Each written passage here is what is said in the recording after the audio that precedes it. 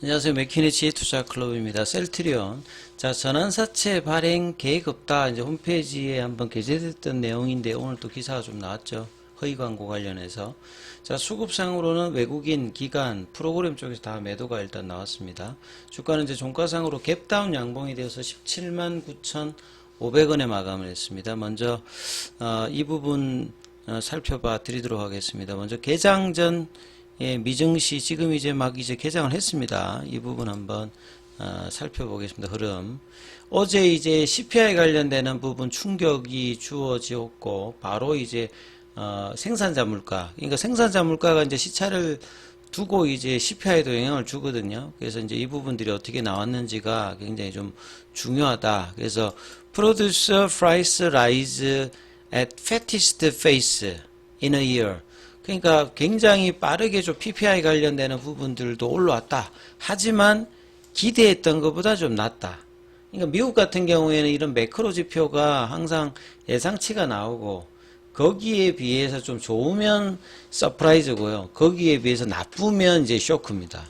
그러니까 좋은 거는 이제 더 좋게 나와야 되는 거고 나쁜 것도 생각보다 이제 나쁘지 않으면 이제 오히려 반등하고. 근데 국내 같은 경우에는 이제 이런 어떤 컨센서스라든지 이런 어떤 구조가 안 돼 있기 때문에 특히나 이제 매크로 관련되는 부분에 금리단에 영향을 주는 실업률이라든지 그 다음에 이제 뭐 ISM 제조 지표라든지 이런 어떤 물가 지표 관련되는 부분이 시장 전체적으로 영향을 주고 있다. 특히나 최근에 올해 들어서 왜 이제 이런 영향을 좀 많이 좀 받냐라고 질문을 하면 외국인들이 엄청나게 지금 샀잖아요. 그러니까 올해 들어서 한 15조 정도, 뭐 삼성전자나 뭐 SK하이닉스나 현대차나 뭐 밸류 관련되는 부분이나 반도체 관련되는 부분을 하게 되고, 이런 부분들이 환율하고 금리하고 연동하면서 이제 수급을 만들어 가기 때문에 그 미국의 어떤 지표라든지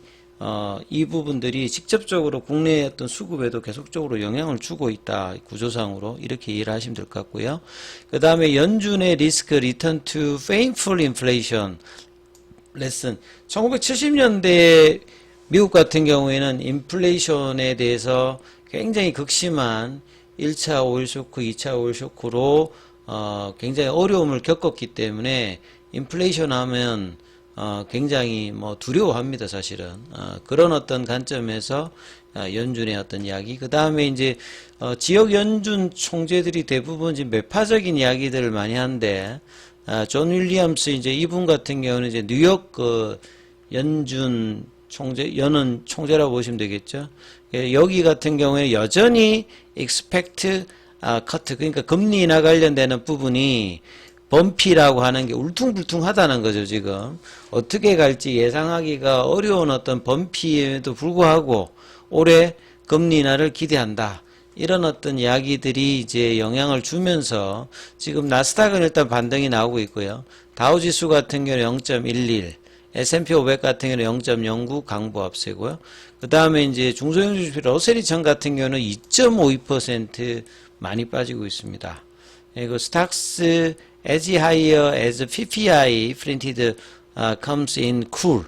그러니까 이제 PPI 발표되고 난 다음에 CPI 관련되는 정도가 조금 완화되고 있습니다. 그러니까 PPI가 2.1% 이제 증가했는데 이것도 증가의 폭 자체는 빠릅니다만 예상치보다 낮은 거예요. 그러니까 CPI 같은 경우는 예상치보다 뭐 높았다 이렇게 좀 보시면 되겠죠. 그래서 이제 이런 부분들이 시장 전체적으로 영향을 주는데 오늘 같은 경우에는 이제 옵션 만기일이었고 시장의 어떤 전반적인 어떤 흐름들을 보게 되면요, 외국인들이 1조를 샀습니다만 이게 뭐 대부분 딱 사는 게 정해져 있습니다. 뭐 미국 같은 경우에도 뭐 빅테크 관련되는 몇 종목들이 이제 S&P 500에 또 끌고 하듯이 국내에서도 외국인들은 삼성전자, SK하이닉스, 뭐 현대차, 그 다음에 이제 밸류 관련되는 이런 식으로 사기 때문에 전체적인 종목이라기보다는 일부 종목들이 지금 지수를 끌고 있는 흐름이죠.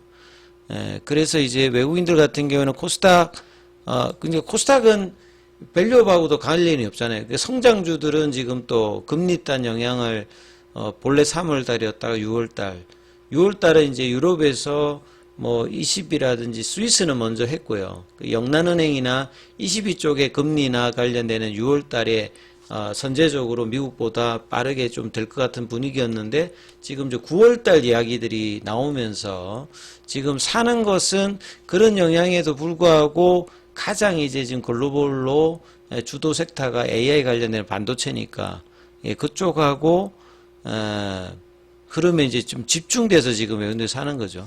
특히나 유럽계 자금들이.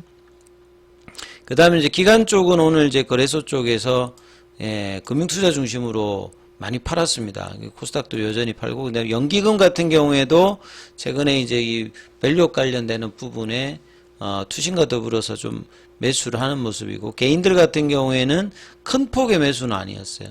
그러니까 코스피 같은 경우는 장중에 이제 2700선을 내려갔다가 지금 뭐 반도체 관련되는 섹터가 양호해지면서 지금 강보합권으로 바뀌었고, 코스닥 같은 경우에도 낙폭을 좀 줄여서 끝났습니다. 0.14 정도. 종목 수로 보시게 되면 최근에 올라가도 상승 종목이 좀 하락 종목 수도 작습니다. 하락을 하게 되면 그 하락 종목 수가 훨씬 많은 어떤 흐름들을 보여주는데, 오늘 같은 경우에도 지수는 강보합을 이루었습니다만 하락 종목 수가 훨씬 많죠. 2배. 그 다음 코스닥 같은 경우에도 하락 종목 수가 훨씬 많은 뭐 요런 식의 어떤, 그러니까 시장이 정말 이제 강하면 두루두루 돌면서 이제 가는데, 이거는 지수는 올라가는데 그 특정 어떤 섹터들 중심으로 반도체 아니면 이제 밸류, 그 다음에 이제 코스닥 쪽에 최근에 이제 2차 전지나 그 제약바이오가 강하게 좀 올라왔다가 지금 이제 금리 단 영향을 받으면서 좀 조정을 지금 가격 조정을 좀 보이고 있는 거죠. 그래서 삼성전자가 강보합세, 하이닉스가 3%, 그 다음에 이제 뭐 소부장 쪽에서 뭐 테크윙 이런 게 14%, 반도체 쪽이 이제 주로 빨갛죠. 그 다음에 이제 2차 전지 쪽에서는 SK이노베이션이 5% 넘게 좀 빠지고, 그 다음에 뭐 지금 에코프로비엔 같은 경우에는 외국인 매수세가 있고, 포스코 쪽도 이제 뭐 그런 흐름들, 그러니까 외국인 쪽에 수급이 있는 종목들의 흐름들이 좀 강하거든요. 이런 어떤 시장 분위기를 본다라고 하면, 셀트리온 같은 게 이제 수급을 보시게 되면 프로그램이 지금 이틀 연속 매도했죠. 그 다음에 이제 뭐 기관이나 외국인들 같은 경우에는 이제 매도하는 흐름을 지금 보이잖아요. 그러면 주요 이제 메이저 같은 경우에는 다 지금 매도를 하고 있다. 그래서 외국인도 오늘 뭐 큰 폭은 매도는 아니었는데 매도, 여기도 매도. 근데 최근에 이제 뭐 좀 양봉을 낼 때는 외국인 쪽에서 매수가 들어오잖아요. 이럴 때 강할 때 양봉인데, 이어지는 어떤 이제 양봉이 없는 상태에서 조금 쉽게 그냥 갭다운 해버리는 거죠. 그러니까 이 양봉이 강하려고 하면 연속적인 양봉이 나오고, 저 윗단에서 안 깨면서 이제 해야 되는데, 요런 부분을 쉽게 좀 깨면서 이제 이런 흐름이 나오는 게 상당히 좀 아쉬운 부분이죠. 그래서 이제 24만원대까지 올라갔다가 지금 25% 넘게 좀 빠져서 가격 조정을 하고 난 다음에 지금 3개월 정도 지금 플랫형으로 박스권을 보여주고 있는 흐름입니다. 그래서 장중에 이제 뭐 3분봉으로 보시게 되면 17만 7,500원, 18만원대가 이제 쉽게 넘어가지가 않고 오히려 좀 저항을 받으면서 있다가 이제 종가가 17만 9,500원이고요. 근데 시간에는 또 빼버렸죠. 1200원 빼버려서 17만 8,300원대.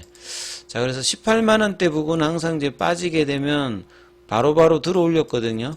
지금 여러 차례 다래다래 좀 올렸는데, 이번에도 뭐 그 흐름이 언제쯤 뭐 나와야 되는 어떤 국면이죠. 그럼 될 수 있으면 지금 이 양봉의 시가가 17만 7천원이니까 여기를 안 깨야 되는데, 사실 제 볼린저 밴드 상단을 넘는 시도가 계속 나왔습니다만 여기도 지지가 안 되면서 바로바로 지금 내려왔거든요. 올리면 이때는 이제 4분기 실적, 이때는 이제 사실 레키로나 아니죠, 진펜트라 이제 출시 관련되는 부분 모멘텀인데, 그 다음 PBM 등재 관련되는 강한 모멘텀이 나와도 이 부분들이 연속된 양봉으로 안 나오는 부분들이 상당히 좀 아쉬운 부분이죠.